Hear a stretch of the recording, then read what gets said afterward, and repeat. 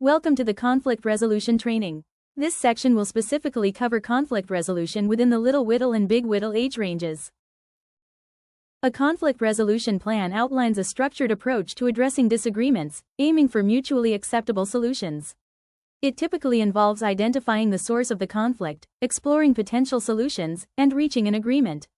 A well-designed plan can help minimize conflict, improve communication, and foster a positive environment. Prior to resolving any conflict, it is important to look at environmental, and situational awareness. The following outlines the key components of a conflict resolution. 1. Plan. Identify the conflict.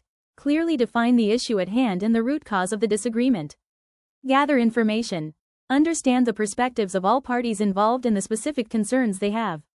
2. Set ground rules. Establish guidelines for communication and behavior, ensuring a respectful and productive dialogue.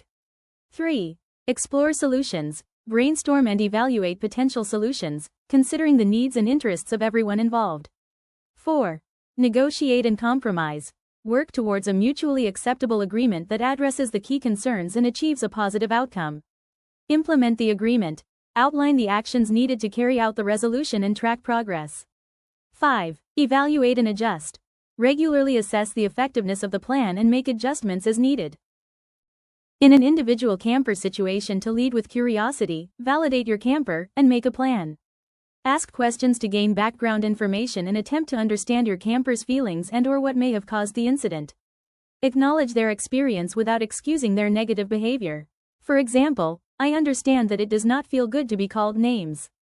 It is not okay that they called you that name. It does not mean it is okay for you to hit them. I can understand why you wanted to get rid of that yucky feeling. Let's find a safer way you can let them know that what they did was not okay. For the younger campers, you may offer them solutions, options, scripts, and/or recommendations. In a peer-to-peer situation, you will still lead with curiosity, validate each camper, and make a plan that incorporates collaboration and agreement between both campers. When asking questions, make sure to provide guidelines so that both campers have the opportunity to share without interruptions. Make sure to support the camper who is listening, to understand the other camper's perspective. Aid in facilitating validation by encouraging conversations among campers to empathize experiences and feelings. Ask individual campers what they need in order to feel better and move forward. Sometimes they may need to be provided options and/or ideas on what those needs might be. Some examples might include space, an apology, a collaborative activity, etc. In a group situation, you will still lead with curiosity, validate all campers, and make a plan that incorporates collaboration and agreement between all campers. When leading with curiosity, you may want to consider speaking to campers individually about a group issue to identify commonalities and themes. Then, without singling anyone out, you can make a blanket statement within the group to help bring the concern up.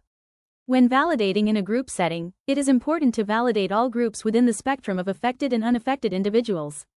Emphasize the importance of addressing the situation as a unit problem as opposed to an individual situation when the issue is chronic or ongoing.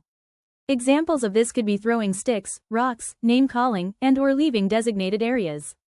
Make a plan that involves the agreements that were established at the beginning of the week and modify those agreements as you see fit. Use this helpful tool to aid in appropriate interactions. As always, utilize your wellness triage and/or lead organization chart to help support you in your cabin.